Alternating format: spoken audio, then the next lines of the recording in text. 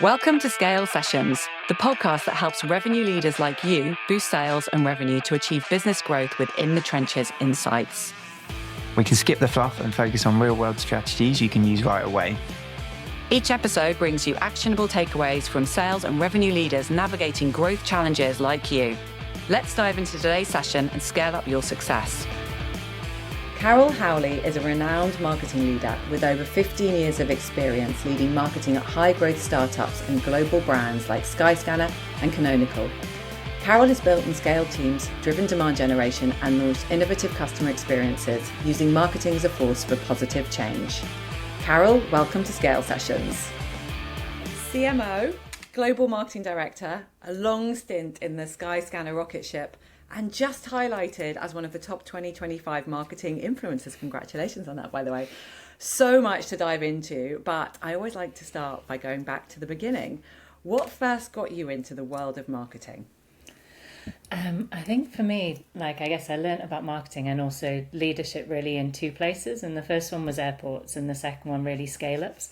And so I think airports really taught me to love the unfamiliar, and I love traveling. Everything I've always enjoyed exploring, doing new things, making my own route. And so I went off at 18, traveling around the world, and studied business and Spanish, and then came home and actually got married when I was over there. Got divorced, came home, realised that actually reinvention wasn't necessarily a crisis. And, from there I got a great job at Skyscanner, which was incredible, and, worked with them for a really long time. But I think for me, that's kind of like the start of when I started really loving marketing. And I'd always gone into demand gen and done a demand gen kind of role. But at Skyscanner, I got the opportunity to kind of be in a business that was scaling so fast and actually apply everything that, I'd sort of learned about marketing and really understand why I love marketing so much, which was the kind of the creativity, the speed, the pace, the strategy, but also the data behind it. And I think when I was at Skyscanner, we all rebranded ourselves as growth hackers. There was, Reforge had just started. There was so much in Silicon Valley. There was unicorns all over the place, and everywhere was scaling, and it was exciting. And I think for what we tried to do at Skyscanner was really replicate that, but obviously in Scotland and Edinburgh. And, we did expand globally to over 1,500 people and into 31 markets. So when you studied business, did you think you'd go into marketing, or were you looking at other areas of that whole kind of go-to-market function? I definitely found the marketing side of it all the most exciting when I was, sort of studying, and I loved obviously the different languages and learning it all in the different languages, and worked very briefly at Iberia on our placement, and just really enjoyed the blend of everything. And so I think I didn't really know what I wanted to do, and I was determined that I was going to work in a charity and be a hippie for my whole life. And obviously my parents were like, we're not going to fund that, so you're going to have to get a job. So that was disappointing, I think, initially. But marketing was the area that I liked, and I liked that you got to do a bit of everything. You could have your head in a spreadsheet and doing something really technical, through to kind of, doing something amazing, creative, and writing copy and working on brands and rebrands. You learnt marketing in different languages. Were you studying in Spain as well? Yeah, I studied, I went to university in Granada, which was amazing, and then moved to Barcelona for a few years afterwards. But I did my third year was fully in Spanish. Oh my word! So you had to learn all the marketing language again in Spanish. Yes, and there wasn't.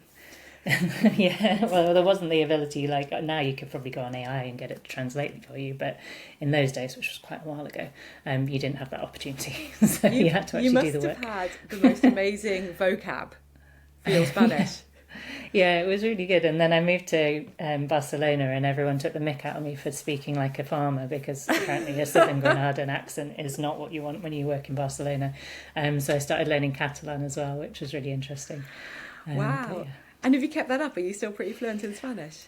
No, I literally had got to the point where I was genuinely dreaming in Spanish and also in Catalan, and switching in between quite happily, but then you just lose it really, really quickly. But I do find, whenever we go on holiday or I see friends, then you do kind of remember stuff, and it just comes back so much faster. But I do need to practice more and find someone to chat to. I find the opposite. When I go to Spain, I seem to remember all of my French, and vice versa. Not ideal. But Carol, throughout your career, you've obviously worked for some amazing brands, but you've also at the same time built an incredibly strong personal brand yourself, hence the the recognition for the marketing influencers out a couple of days ago. I think I often find that as marketers, we're really, really bad at marketing ourselves. So how have you managed to curate this? So I guess like every time I think about writing a LinkedIn post, I do feel a bit like cringe inside, and I don't really want to do it. And especially, I've still never dared do a video, which I know I should do. But I think it didn't really happen overnight. And I just made a point of trying really hard to share insights, to be really real, be authentic, consistently kind of share the mistakes and the problems, as well as, things that happened. When I was at Exclaimer was sort of when I started, and I guess we were selling into marketers. So realistically, the kind of thinking behind the idea was that, people would want to see a CMO. There was lots of CMOs that were starting to kind of build really great personal brands that I, was sort of encouraged by our social team to emulate, from like Latane and sort of different people like that. She was a huge inspiration for me, and I was just tried really hard, but also got a regular weekly kicking from our social media person who was incredible, Sally, and she just used to say, like, you have to do this, it's really important, put yourself out there, just do it doesn't matter, kind of thing. And so she was a great kind of encouragement, but also stick behind me to tell me to do it. So just started building it up, sharing things. And I think one of the things I found as a new CMO, I actually went into Pavilion and sort of put a post, and was helped by Kathleen and various other people, and just sort of said, actually, does anyone know someone who could mentor me, someone who could give me some support? And had 3 or 4 people who were just incredible, who openly kind of gave support and advice. And I think that was one thing I felt when I first started was missing, was there wasn't a lot of marketers sharing advice. Everyone was kind of hiding behind closed doors and not sharing things and not helping each other. And I think that's gone full circle now with the communities, the way people support and help each other and give advice. And I think, it very much inspired by Alistair Corsi as well at Cognism, who I met quite early on in my career, and she was quite early on, and, just realised that actually, why not share things? Why not, share the highs, the lows, the opportunities, how things work, how they don't work? Because then someone comes back and be like, I tried this, but then I tried this, and have you considered this? And then, everyone gets better at their job together. I think what's different about your LinkedIn posts is they are so authentic, and it's about you as a whole person, not just about this is me as a marketer. And I really loved your recent post on your personal operating system, and particularly the piece around like, what are your priorities? Because I think we always think, what are your priorities at work? But we don't think about our priorities for our lives. And how that impacts how we manage that work-life balance, and what else you need to be able to do in your life to make sure that you can have the energy you need to be able to thrive in your work environment. I thought that was fantastic. And just from the comments, it clearly really, really resonated. If you were going to give one piece of advice for people listening to this podcast who are really thinking about trying to build out their LinkedIn profile, and often even just that first post is the most terrifying, what would be one of your suggestions?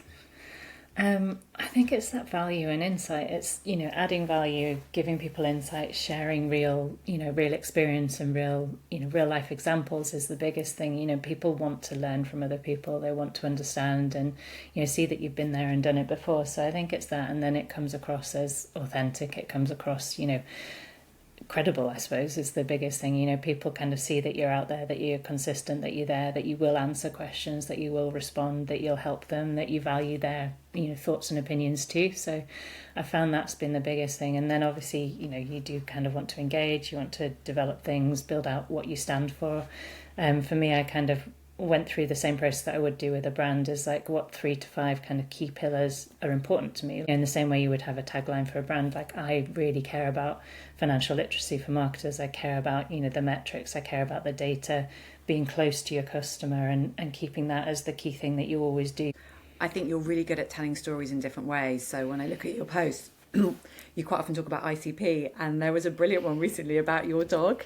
And her ICP was the rabbit, and that was what she's focused on. And I thought that was a great way of telling a story in a different light. You just talked about the challenges you have as a female leader, and how important resilience is, and to accept that not everyone's going to like you for different reasons. How have you built up that resilience?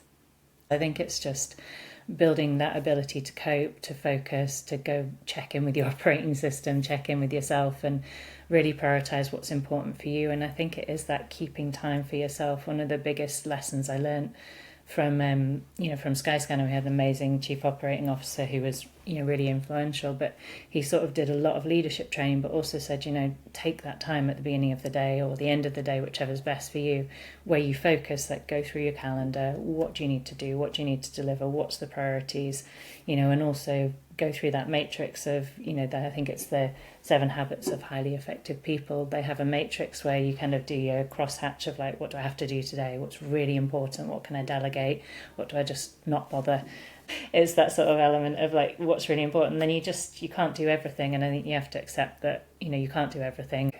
And I think as women, we often feel we have to do everything and no one else expects us to do everything. And it's quite a relief when you say, well, I'm not going to do these things. Yeah, that makes sense. And you're like, oh. Yeah. And actually showing that skill of being able to prioritise and working out what you do really need to focus on. You also mentioned like the value of community and mentorship. Are there any particular pivotal moments in your career or mentors you've had that have really helped you on your journey?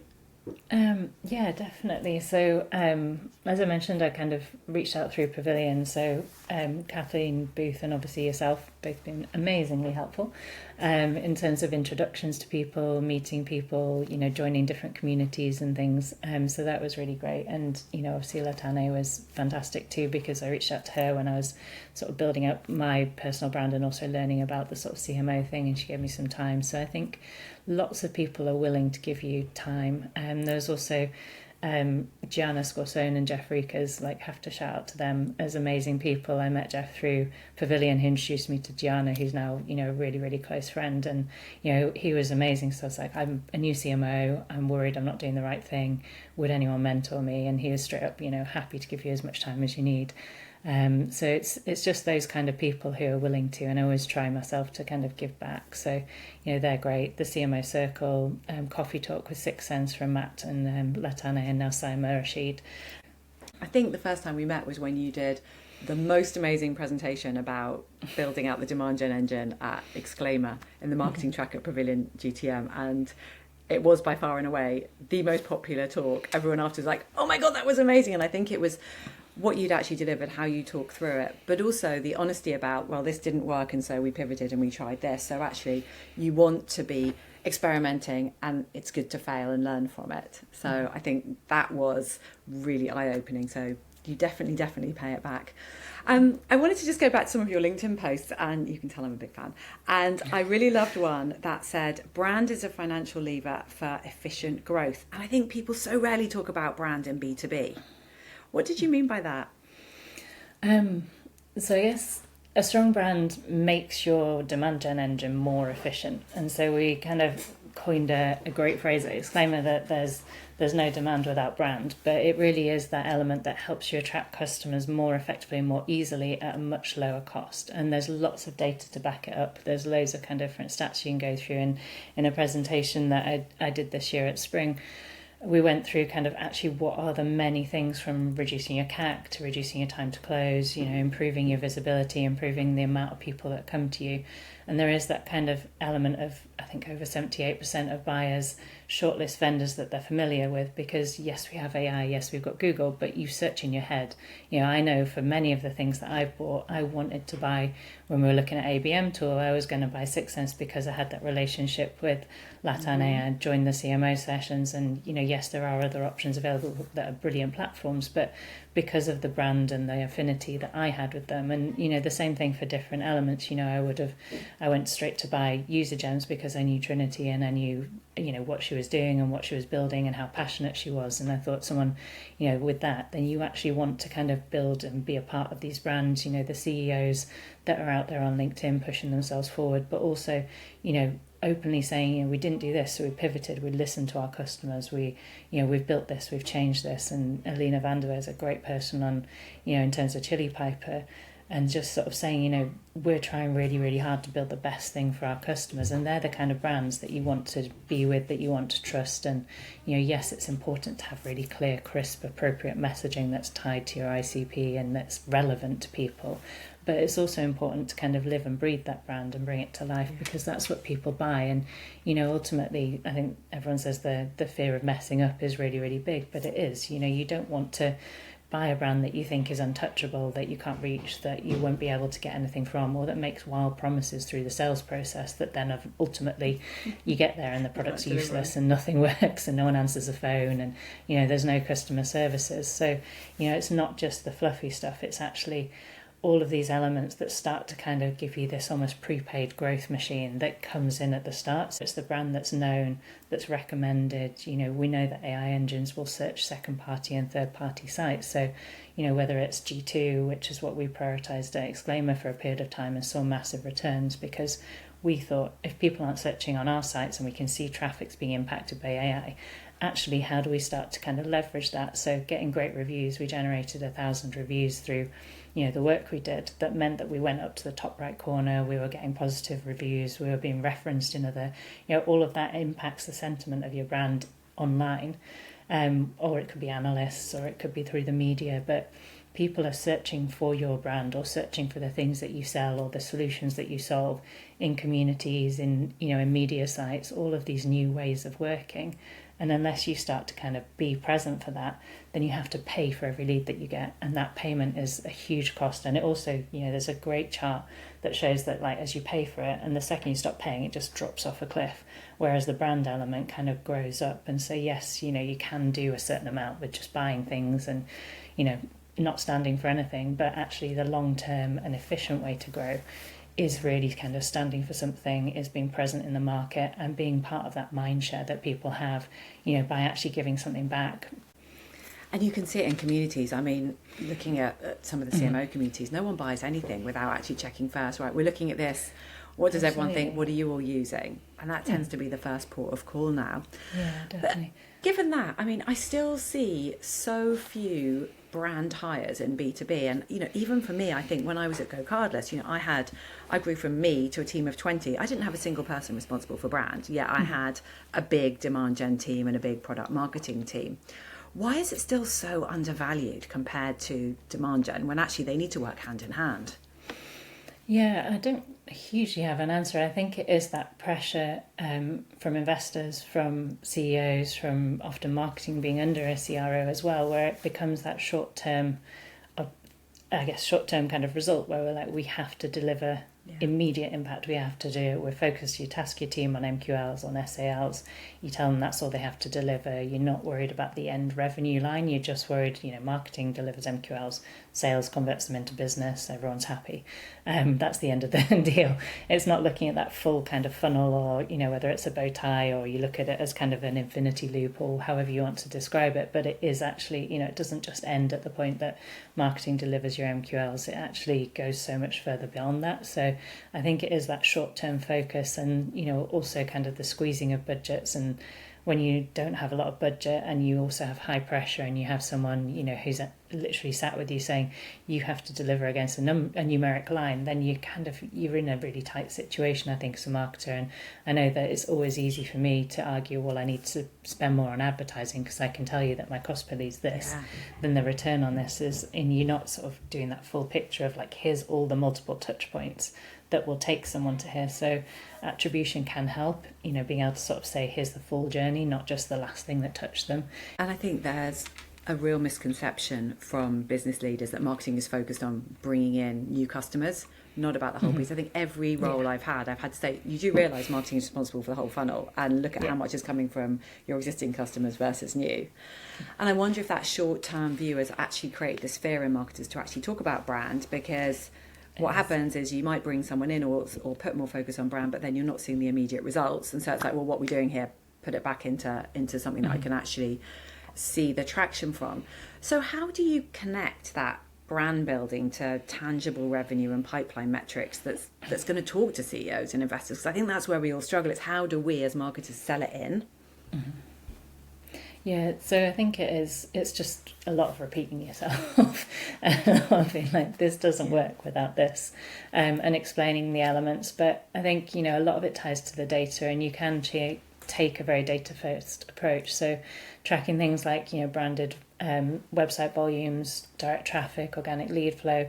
We set up kind of a brand health dashboard that actually, my last company, we were the private equity investors were insight partners, and they look at kind of your overall kind of combined brand score, and that involves good things investors. like no, they're really, really great, and it gives that full focus to the marketing, and the Centre of Excellence at Insight were fantastic in terms of looking at not just how good's your pipeline, how good's your flow, your demand gen engine, the opportunities, how you're leveraging AI, but also how are you leveraging that brand, because they were very aware that actually the thing that could make a company drive exponential growth was having a great product, but then it's like, is it this the great product, and is this the team that then makes people buy because it stands out, because it's well positioned, because they're targeting the right people, doing the right things, leveraging the right motions. Because you get a lot of pressure from investors that are like, well, great, you're having some good numbers, let's go scale over here, and you can overstretch the team quite quickly. So I think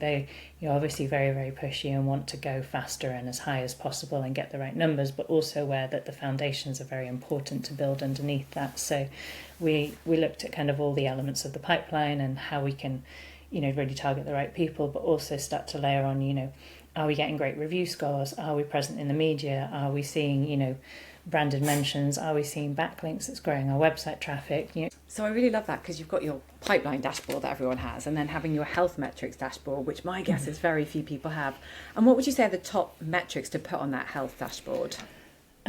So for the brand side, it's kind of all the elements in terms of engagement, traffic, looking at share of voice in the market, unaided awareness. And then I guess ultimately one of the big things I look at is kind of like the cost of acquisition, the lifetime value, all the different kind of elements that can tell me, am I spending my money in a good way to deliver what I'm getting, and making sure that, I'm not overspending or underspending in things that don't work. And that's not saying, right, well, we've done press for a while, we'll just cut it off.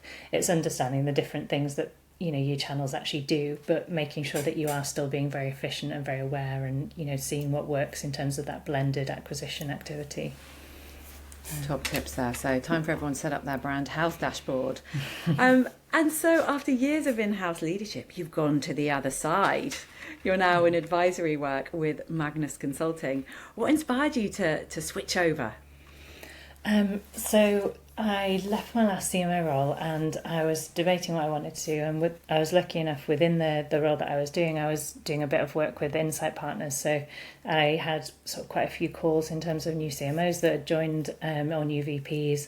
That they'd sort of said, would you mind if this person talks to you, and you can sort of explain to them how things are working. So I did quite a few of those calls, which I really enjoyed, and doing a lot more mentoring, and this is how to work with private equity, this is what's really important, these are all the things that you'll need to report on, this is how to set up your board pack to get the most elements, and this the slides and the metrics you should be reporting on, and these are the other things you should be considering as you go forward. And I'd also started to kind of do a bit more work around, what the brand to demand flywheel was, what are the different ways that you can start to measure all the important parts of your funnel, not just from a sales perspective, but from a marketing perspective. And then I guess sort of secondly, I really think, as a CMO, you want to be really careful with the companies you go into, from, the people, the opportunity, the ability to do a great job, and not effectively be set up for failure. When you've been through quite a few sort of growth stories, it's hard work. Scaling a company is really hard, and growing that, and you go through lots and lots of different changes, and every 6 months, the focus changes, the wheel changes, the people, what you need to bring in changes. So, you want to make sure that you're not just finding a company that's at the right stage for you, but also, they need the skills that you have, and you want to work with the people that are there, and that for me, it's often that the product's something you're passionate about. And at the point that I sort of was looking, I was like, actually, I'm not totally sure which company I'd want to go into. And I've loved doing this advisory and consulting work. And, I'll give that a try and see where I end up. So it wasn't kind of a hard and fast plan, but it was more of I've really enjoyed working with different businesses. I've really enjoyed scaling my expertise. I've enjoyed teaching and learning and mentoring people. And we'd also done an ABM pilot with Sixth Sense, and also with the Insight team, that they were then using as great examples of how to do ABM in a different way, and the models that we'd sort of put in place. So I'd really enjoyed kind of developing a lot of those frameworks and models and learning. And so within that, I kind of very quickly came across an opportunity through Magnus, which was going in as a fractional sort of CMO and marketing leader within a couple of companies that they had, and sort of initially was doing it part-time and then sort of laterally joined them. So you're looking at two areas. So one is helping private equity companies do their due diligence, and then when they have investors, supporting the business, whether they've got a marketing team or haven't, actually make sure that they've got the right go-to-market plan in place. So we do a huge amount, but it's all about that go-to-market. How do you build the best go-to-market function? How do you go to market in the most effective way? How do you make sure you're closer to your customers to deliver the outsized amazing results that you really want to see, especially for investors as well? Yeah, and quickly. And I think you said the phrase was architect a go-to-market function. That's quite a big ask when probably you're already in that business like one day a week. So how on earth do you start when it's a brand new company, potentially new industry, new people, not something you've worked in before? So a lot of kind of research. AI is amazing for doing a lot of research, but also there is a lot of, I guess, complementary things within marketing. You know, people are still buying solutions, whether they're, I guess, compliance risk directors through to marketers, through to CFOs. So, there's always the reasons behind. If you get close enough to the people that are buying, you can translate what the product does, what the value it adds, what the differentiators are within the market. So you're still following the same process, but it's very different people with different motivations. So we do that sort of full picture in terms of, what's the ideal customers, who are those people, what do they value, what do they care about, not just, the sort of firmographic elements, but like the really kind of bits that, I guess, paint the picture and bring it to life. And how do you then translate into the solutions and really reach those people, and also focus on that brand side of, I always say to any investor and any CEO, it's not Mad Men, it's not spending loads on billboards or TV advertising. It's about making sure we are front of mind and present when people are doing that first initial element of like, who do I need to buy, or who do I need to solve this problem that I have? And then it's being present, front of mind, known and trusted in the market that gets you that. And that to me is what the brand is. A couple of things on that. You're going into businesses and you're having to upskill incredibly quickly. And you said AI is really, really valuable. Any top tips for people that are looking like just about to start a new role, moving more into fractional? What are your top ways of getting up to speed fast?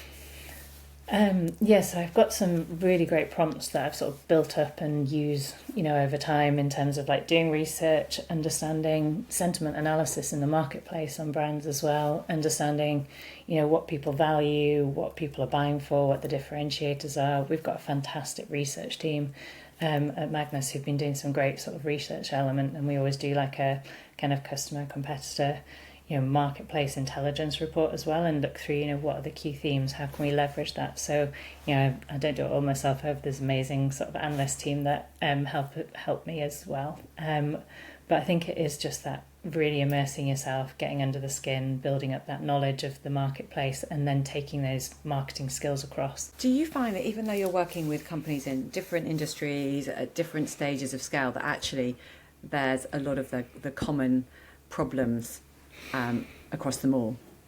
Yeah. And what are a couple of them? Because the one that I always see is you really haven't nailed your ICP yet. That's one of the biggest problems. Yeah, no, absolutely. One of the biggest things is that closeness to the market or the customer, is understanding like, what's the market doing, what do we need to be doing, what trends should we be aware of, or in terms of the ideal customer, actually going in and being willing to put a box around things. I would always kind of say, let's have ICP 1 and then we'll have 2 and 3, and yes, if someone comes desperate to buy, we're not going to be like, you're not my ICP, you can't come in the door.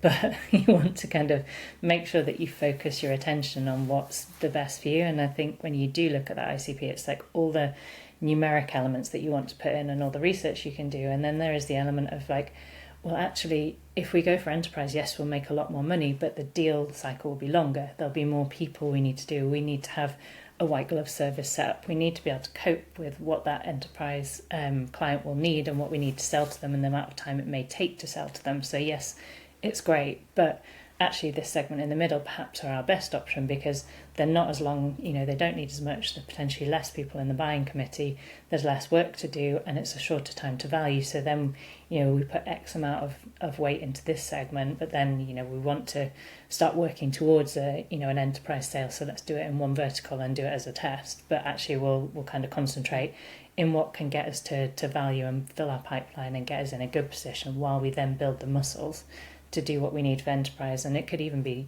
security qualifications. We often look at, companies are losing in the market, but they don't have the right qualifications. And so it's like, what's your hygiene factors? What's your nice to have? What's your standout amazing as well? So there's so many things to build into that to understand. And I think one thing you do so well as a marketer is you bring real financial credibility because you're so financially fluent. Maybe this is your secret accountancy bit coming out. But I think it's a real gap for a lot of marketers and also something they're a bit nervous about. What would be your recommendation for how to become more financially fluent as a marketer? So I think it's just reading and learning. There's lots of great people that are really, really kind of active in terms of talking about financial fluency and what you should know as a marketer. Spend a lot of time with your CFO. At Exclaimer, we had a fantastic CFO who was always willing to spend time with me to talk through the elements, but also to learn, when I'm saying that, one of the biggest problems is that, people don't focus on brand, and they're like, well, I can't measure brands, so I don't care. So it's kind of having that conversation and explaining the value of like the longer term blending with the shorter term, getting their buy-in, getting their, interest and getting them involved while also understanding what they need. I think it's still a two-way street. So, I think there's lots of great courses you can do, also building financial models. If you work with a great revenue or marketing operations person, then looking through, it's not just like the forecasting, what you want to do in advance, but it's also kind of being very aware as a marketer, you need to be at the deal cycle kind of element. So if your enterprise deal cycle is a year, you should be now thinking about what you do now for that year's pipeline delivery. 100%. So it's kind of working all the way back, and you want to deliver this quarter because you have to report to the board, but if you don't do the next 4 quarters now, then you've already lost, in advance. Exactly. It's like that whole element of, So I think it's kind of working all of those out and then really focusing on, what an increase in budget or what anything would deliver, being really clear on ROI. You don't want to, set up a hangman's noose for yourself, but you really want to be able to say, like, if we invest in this, it will deliver this, and the time frame I'd expect will be 6 to 12 months. So I think it is, just getting involved in that budgeting process really early on, understanding all your metrics, what impact they have, tracking the big things like customer acquisition costs, your lifetime value, your net retention, your gross retention, all the elements of the channels and what they go into and, what they cost and what they deliver and what they have. And then being able to tell that kind of blended story of like, if we invest here, it will give us this at this time, the impact will be this, the way that we'll know that it's starting to work will be this, and we'll expect to see a result in whatever amount of time. Managing expectations is so important. I remember when we first launched our go-to-market engine at GoCast, and we started to build it out, and it was like, well, is it ready yet? It's like, well, no, we only started yesterday. I mean, we have to like implement Pardot at the time, but this is a 3 to 6 month, and a big learning for me was like manage those expectations up front. One last question before we move into the quick fire round. What's one untapped go-to-market lever you think more companies should be utilising in the next 12 to 24 months? I kind of want to say the foundational elements, just because you go into so many companies and they're not actually there. Even like but massive corporates, and they still haven't quite nailed it. It's quite scary. Exactly. No, and I think that is, ultimately a lot of companies then, we're not scaling, whatever, we can't see the impact because it's not clear and it's not been set out. So, we'll cut costs and it'll always be marketing. So unless you're able to like do the foundations well, implement the technology well, make sure that you're working across that full go-to-market funnel so that you can tie it in, because so often people are like, oh well, that team's got this tool or they bought a tool ahead of you and then you can't use it. So it's just working together, getting your foundations right, training and enabling people on everything and just focusing on that funnel. So moving on to our quick fire questions. What's the biggest lesson you've learned in your career? I think communication. It's probably just getting everybody on board, making sure that you can then tie business, marketing to business outcomes, and making sure that communication is in place, whether it's, brand campaigns, demand campaigns, wanting to get the whole company to do some kind of employee advocacy. It's all about kind of setting the tone, setting the scene, talking to people, just regularly communicating and demonstrating value. So. Yeah, totally. Avoiding those silos. What's one book or podcast you would recommend? I listen to lots and lots of different ones. I've really, really enjoyed Your Next Conversation by Jeffrey Fisher, which is kind of a non-marketing but a business one. I think that's really great. And I've really enjoyed Mo Gaudat has done one on like 1 billion people happy, which I've liked a lot recently. How do you switch off after a busy day? I'm often quite bad at that.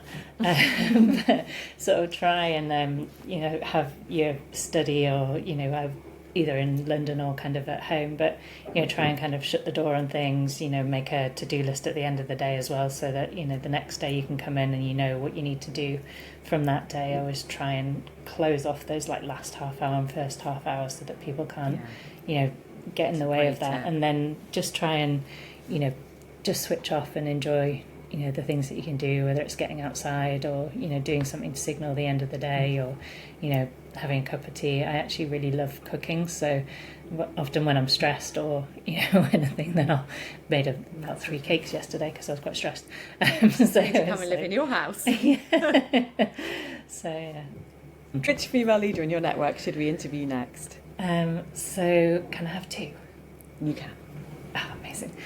So I guess locally I'd really recommend Zandra Moore. She was the co-founder that I worked with at Pan Intelligence, and she's an amazing champion for women in tech. She's been recognised for her work, I think, with an MBE or something, but her insights and also what she does and how she gives back to the community, from setting up Lean in Leads through to kind of her work as a CEO and just championing people, is just really inspirational, and she's a lovely person.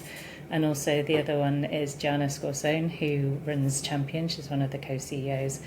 Thank you so much, Carol. It's been wonderful having you, and what a way to end Series 2. Thank you very much for having me. I've really enjoyed talking to you. Thanks for tuning in to Scale Sessions. If you found today's insights valuable, be sure to subscribe and leave a review. Stay connected for more no-nonsense advice to help you scale your business, drive revenue, and achieve your growth goals.